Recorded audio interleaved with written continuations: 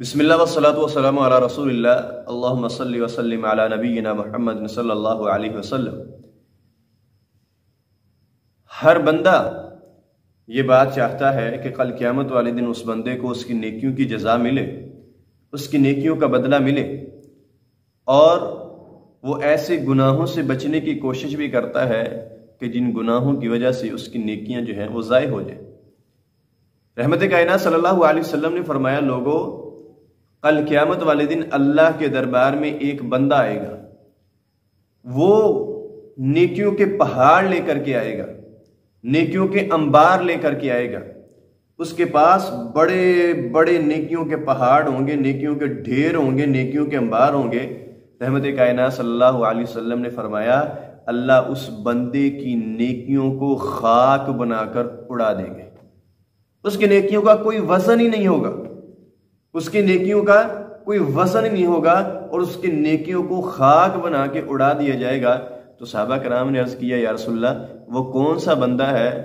اور کس بندے کے اندر ایسی صفات، ایسا گناہ پایا جائے تو وہ اس گناہ کا مستحق ٹھہرتا ہے، اس بدبختی کا مستحق ٹھہرتا ہے، وہ کون سا بندہ ہے؟ تو رحمت کائنات صلی اللہ علیہ وسلم نے فرمایا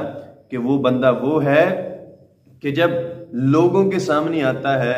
لوگوں کے سامنے آتا ہے، لوگوں کی نظروں کے سامنے آتا ہے تو بڑا نیک بن کے رہتا ہے، بڑا پرہیزگار بن کے رہتا ہے، بڑا متقی بن کے رہتا ہے، بڑا حاجی صاحب بن کے رہتا ہے، بڑا نمازی پرہیزی بن کے رہتا ہے، اور جو ہے وہ سر کے اوپر ٹوپی بھی ہے، سر کے اوپر رومال بھی ہے، سارا کچھ کا اہتمام کر کے رکھتا ہے۔ اور جب تنہائی میں جاتا ہے، جب خلوت میں جاتا ہے، جب علیحدگی میں جاتا ہے تو اللہ کی حدود کو بمال کرتا ہے۔ جب علیحدگی میں جاتا ہے گناہ کرتا ہے، جب علیحدگی میں جاتا ہے اللہ کی معصیتیں اور نافرمانیاں کرتا ہے،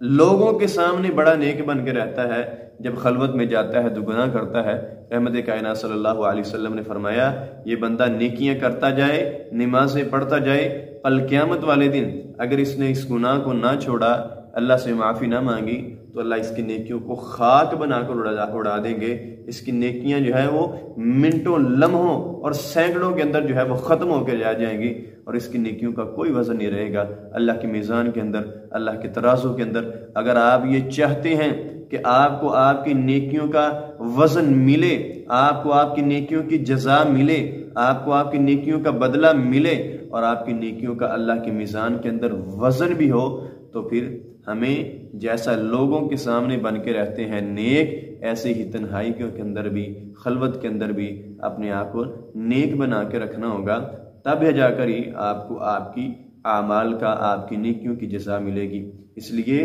اپنی خلوتوں کو پاک کیجئے، اپنی تنہائیوں کو پاک کیجئے۔ اور رحمت کائنات صلی اللہ علیہ وسلم نے ایک صحابی کو وصیت کی تھی، اتق اللہ حیثما کنت، جہاں بھی ہو، جس مقام پہ بھی ہو، چاہے لوگوں کے سامنے ہو، چاہے گھر والوں کے سامنے ہو، چاہے دوست و احباب کی مجلس کے اندر ہو، چاہے بند کمرے میں ہو، چاہے تہ خانے میں ہو، چاہے لوگوں کی نظروں سے اوجھل ہو، چاہے آپ کے ہاتھ میں موبائل ہو، چاہے آپ کے ہاتھ میں لیپ ٹاپ ہو، چاہے آپ کی جو ہے وہ ہاتھ میں پوری دنیا کا نظام آ جائے، پوری دنیا کا انٹرنیٹ آ جائے، پوری دنیا کے جو ہے وہ ٹیکنالوجی آ جائے، لیکن پھر بھی آپ نے اللہ تعالیٰ سے ڈرنا ہے۔ اللہ تعالیٰ سے جو ہے وہ آپ کے دل کے اندر اللہ کی خشیت ہونی چاہیے، اللہ کا ڈر ہونا چاہیے۔ اتق اللہ حیثما کنت، اس جملے کو یاد کر لیجئے، رحمت کائنات صلی اللہ علیہ وسلم کی وصیت ہے، جہاں بھی ہو، جس مقام پہ بھی ہو، اللہ تعالیٰ کا تقوی، اللہ کی خشیت تمہارے دلوں کے اندر ہونی چاہیے۔ اللہ تعالیٰ عمل کی توفیق عطا فرمائے۔